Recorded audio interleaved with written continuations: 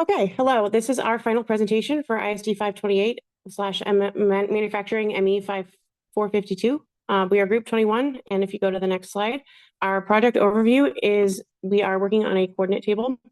It's a milling coordinate table used for most modern milling machines to allow the user to rigidly fixture and position workpieces while using the machine.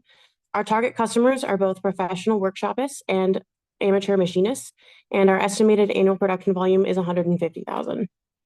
On the following slide, you can find our exploded view of the piece we are looking at. And on the slide after that, we also have outlined for you a fast diagram. Go ahead to the next slide. The FCMM details each of the portions of the work table. As you can see, it is very balanced how many functions each part provides. And also a lot of one single part does not carry a lot of work. Yes, so for the product family design, we can see that the only things that are changing between our two products are the movement in the X and Y axes. And from that, we are able to get our platforms and modules listed here. And then looking at the variables, we can see that the only things that are changing is basically the length to give you more movement in the X and Y. And then we can see the module interfaces on the right. And then for our product family design, initially we had two completely parallel processes, and then we were able to adjust the sequence to have, at the very beginning, a combined process.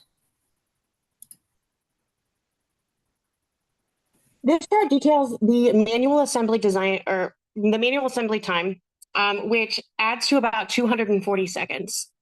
So to tackle this manual assembly DFA, first, we approached the slide rail, which on the next slide. And it's functionally important because it holds several key functions in the FCMM. And it's also expensive due to a relatively high functional assembly time. So the way that we approach redesigning it on the next slide, you can see on the left here is the slide rail on top, that part, and then the mounting plate underneath. And then if you flip the part over, you can see that there are fastener holes. So this part was redesigned to be combined into one part, which eliminates the fasteners underneath, and it also allows for no need to flip the part over to get underneath to screw in those fasteners. In addition, we also redesigned another part for manual assembly. This was the hand wheel. Again, it's functionally important because, like was mentioned before, a lot of our parts have several different key components in the FCMM, including this one. And it was also expensive due to relatively high assembly time. So again, the way that we approached this redesign was to combine the parts. So you see there's three parts there: the hand wheel, the screw, and the bearing. The hand wheel and the bearing were combined, which also eliminated the screw. In total, we went from about 240 seconds of assembly time, and we reduced about 80 seconds of that assembly time for this DFA. And for the design for automated assembly, well, the chart indicates that the assembly process for the support wards, the retainers, the X and Y axis screws can be optimized. The retainers are the highest contributors to the handling inefficiency. And the support wards, it is a moderate contributor with cost driven by separate components and manual handling requirements. In addition, the X and Y screws are smaller contributors, but still are affected by the inefficient assembly process.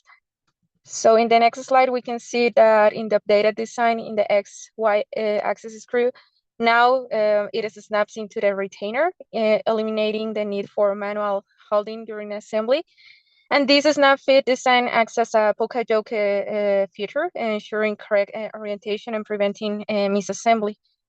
After that, also this redesign consists on the support ward blocks that the redesign simplifies the assembly by removing the step of aligning and fastening separate support wards to the work table. And the guidelines for the X-axis screw is now part of the integrated work table, ensuring a precise alignment. For process selection, for the first part, for the retainer, This is a prismatic circular part made of aluminum alloy A13. It is very good candidate for die casting process, since the material and the tolerances that we are using are not very strict, and the high volume makes it a great option for lowering its costs. The support guard and the blocks of assembly with the work table. This is the main component of the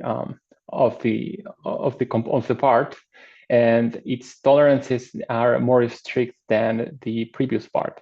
So that means that since it's based off aluminum alloy and basically it's a long extruded part, we are selecting the process of machining.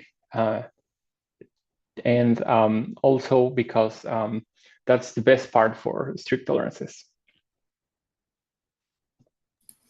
So for the design for manufacturing parts for the retainer specifically, we can see that the material cost will be 0.01438, the machining cost 0.466, and the die cost being 0.02, giving us a total cost of 50 cents, with the majority of that coming from the machining cost. And to be able to minimize these costs, we're going to look into 3 ways that were picked out from those Lecture 13 design for die casting slides. The first one, DFDC2, maintaining uniform wall thickness, DFDC3, improving draft angles, and DFDC4, avoiding sharp angles, which are shown on the next slide. Yeah, so we can see that we got rid of those sharp angles on the end, we got rid of the step, and we increased the draft angle, all to save us $0.034 per part. And you can see the new total cost will be 0.466. And then in the next slide, we're looking at the support guards. So originally we have a machining time for non-production 106.6 seconds, production time 289 seconds, machining cost of $16.45, and material cost of $9.83, giving us a total cost of $26.28 per part. And then for this part, since it is machining, we were able to use the DfM Pro to get our changes, and we have DfM C12, DfM C10, DfM C15, and DfM C5. So here we can see the changes that are made to the product with the DfM C15, DfM C5, and DfM C10 highlighted on the pictures. We can see the new cost is $23.10. So we were able to save about $3 after redesign, and we can also see the hubs calculations on the right as well. We were able to save $4. Additional services can be offered alongside the milling coordinate table to not only improve the overall customer experience, but also provide more sustainable practices benefiting the environment. Training and technical support will be provided for customers to ensure optimal use and provide answers to any issues that may arise. A lease or renting program will be offered for large machine shop customers, which will include installation, maintenance, and repairs as part of the cost. Lastly, a take-back warranty and recycling service will be provided to all customers to allow for unused or broken products to be recycled or reused, promoting sustainability and reducing the negative impact on the environment. In conclusion, the original milling coordinate table design was optimized through design for assembly and design for manufacturing processes to help reduce overall cost and mass. The original design consisted of a total of 34 components, including fasteners, and was able to be reduced and combined to a total of 23. Through design for manual assembly, the assembly time was reduced by 40.3 seconds by combining the mounting plate and slide rail, and 38.5 seconds by combining the hand wheel and bearings. Through design for automated assembly, the automated assembly cost was reduced by $39.16 from revising the retainer and XY axis screws and support guards to work table. The cost was further reduced by DfM by analyzing the retainer to save 3 cents and the support guard to save $3.18. Overall, there's a little to no more opportunity to further reduce complexity. However, further reduction to part costs is required to be competitive in the market. This can be done by completing DfM reviews on additional components and by running CAE to understand where alternate materials and design changes can be made. Thank you, and hope you enjoyed our project.